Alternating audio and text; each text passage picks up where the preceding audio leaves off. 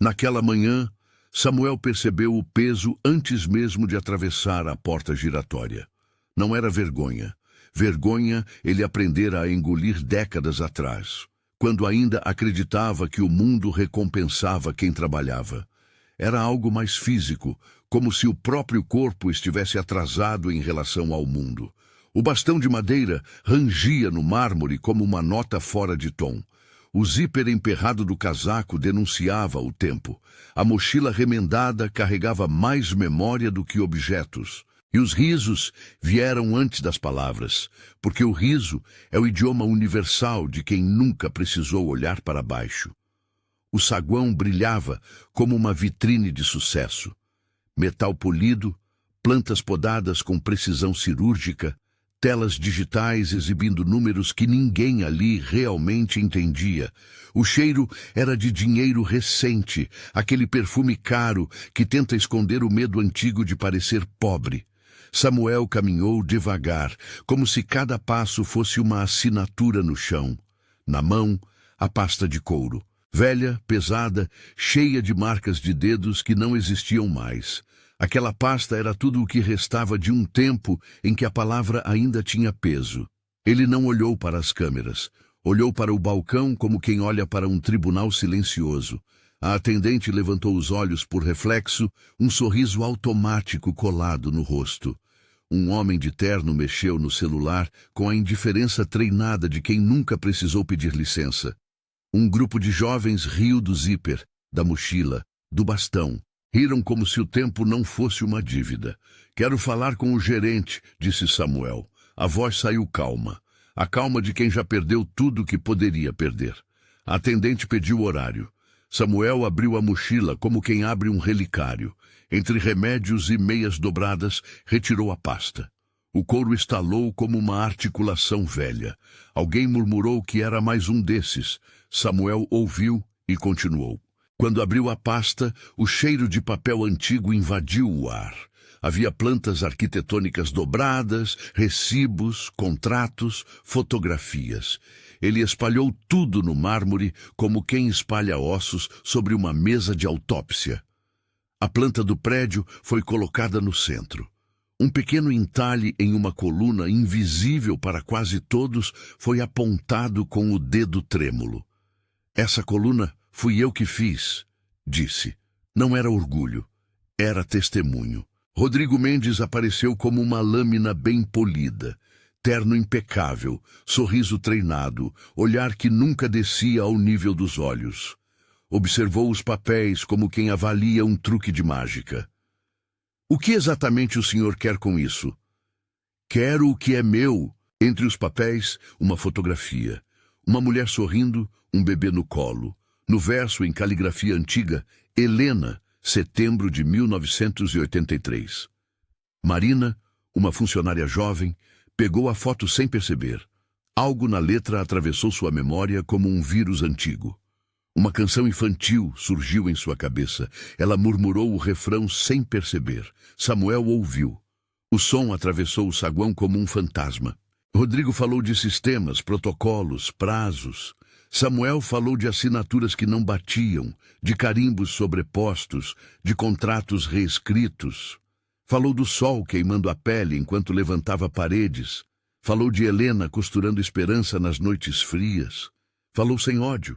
Falou como quem entrega uma vida para a perícia. A segurança se aproximou. Uma mão tentou pegar a pasta. Samuel segurou. Marina, sem pensar, colocou a mão por cima. Não disse nada.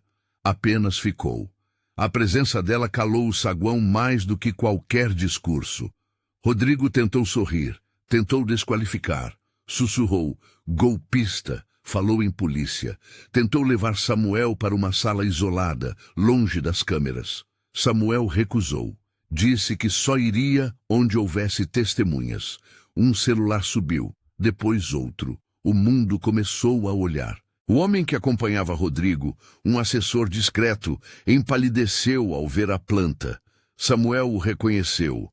Era o cunhado que assinara papéis em seu lugar, o contador que sumira quando tudo foi transferido. O homem evitou olhar. Esse olhar evitado foi o primeiro sinal de que algo estava errado demais para ser coincidência. Mais tarde, Samuel entenderia que aquele olhar seria a primeira rachadura real na parede do banco.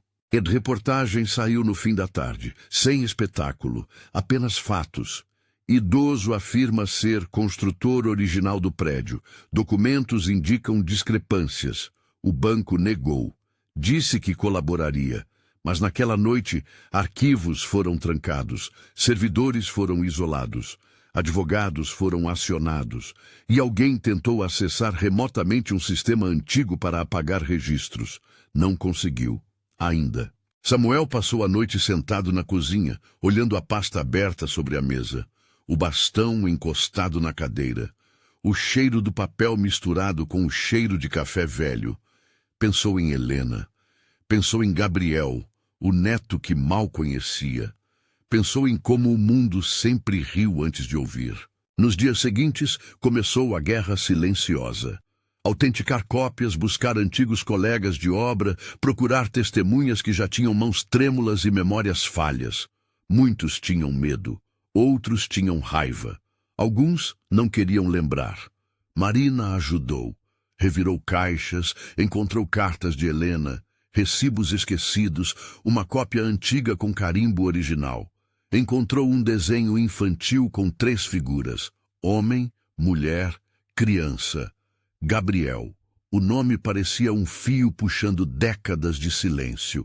A perícia demorou semanas. Nada foi rápido, nada foi cinematográfico. O laudo não acusava, apenas descrevia. Tintas incompatíveis com datas, carimbos sobrepostos, assinaturas com padrões divergentes, o suficiente para abrir investigações, o suficiente para o silêncio começar a pesar. Rodrigo foi afastado preventivamente. Não caiu como vilão de novela, caiu como gestor sob investigação, com o nome estampado em notas técnicas e comunicados frios. Mas o público não lê comunicados, o público lê vergonha. E vergonha foi o que ele começou a sentir quando colegas evitaram seu nome, quando convites desapareceram, quando o elevador do prédio parava em todos os andares menos no dele. Mas isso era só o começo. Um funcionário antigo apareceu, depois outro. Depoimentos surgiram, ordens para alterar datas, pressões para reescrever contratos, e-mails antigos resgatados de backups esquecidos. O cunhado contador foi chamado. Tentou negar. Depois, confrontado com a caligrafia, com a análise grafotécnica, com o entalhe na coluna que só um construtor saberia explicar, desabou em silêncio. O silêncio virou gravação. A gravação virou matéria. A matéria virou tempestade. Rodrigo tentou controlar, tentou se defender, tentou culpar subordinados, tentou dizer que eram falhas administrativas, mas os relatórios começaram a mostrar transferências suspeitas, empresas de fachada, venda subavaliada de ativos, nada espetacular, apenas feio. E o feio, quando exposto, destrói reputações com mais eficiência que qualquer escândalo. A sociedade que antes o aplaudia começou a cochichar. Os mesmos que riram de Samuel começaram a rir de Rodrigo. Amigos sumiram. Convites evaporaram. Um jantar beneficente foi cancelado. Uma universidade retirou seu nome de um conselho consultivo. A queda não foi em um dia. Foi em semanas de pequenas humilhações sociais que doem mais do que qualquer sentença. Marina levou Gabriel para conhecer Samuel. O menino segurou o bastão, riu, mostrou o desenho antigo. Samuel chorou sem teatro. Helena, em algum lugar do tempo, parecia cantar. A canção infantil voltou como um código secreto de sangue. O banco criou um fundo provisório para despesas médicas do garoto, não por altruísmo, por pressão pública. Um gesto mínimo, mas concreto. A justiça humana é assim, imperfeita, lenta, pragmática. Meses depois, em uma audiência, o laudo foi lido. O silêncio foi maior que qualquer aplauso. Rodrigo tentou falar. A voz falhou, pediu desculpas. Não como vilão arrependido de cinema, mas como homem cansado, com o rosto vazio de quem entendeu tarde demais que o mundo que construiu sobre papéis pode ruir com uma caneta. Samuel ouviu. Responda, disse. Repare, mas eu não vou carregar seu erro no meu peito. A frase não virou manchete, mas virou peso. O banco passou por revisão administrativa. Contratos antigos reavaliados, alguns clientes ressarcidos, outros não. A justiça não é perfeita, apenas possível.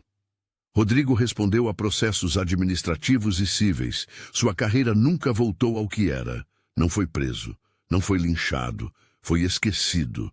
E para alguém como ele, ser esquecido foi pior que qualquer pena. Marina reconstruiu o vínculo com o pai. Gabriel iniciou tratamento contínuo, pequenas vitórias, sem milagres, sem música épica, apenas consultas, receitas, progresso lento. Um dia Samuel voltou ao saguão, o bastão rangendo, a pasta agora digitalizada e arquivada em processos, o mármore ainda frio. Mas havia uma placa pequena, discreta, em um corredor lateral, em memória de Helena, por quem construiu com mãos e coração. Nada grandioso, apenas verdade. Sentou-se na varanda naquela noite, a mochila remendada ao lado, Gabriel no colo, Marina cantarolando a canção. O mundo seguia imperfeito, mas algo estava alinhado. Samuel pensou em todas as risadas daquele dia. Pensou em como o mundo julga pelo zíper, pelo casaco, pelo brilho.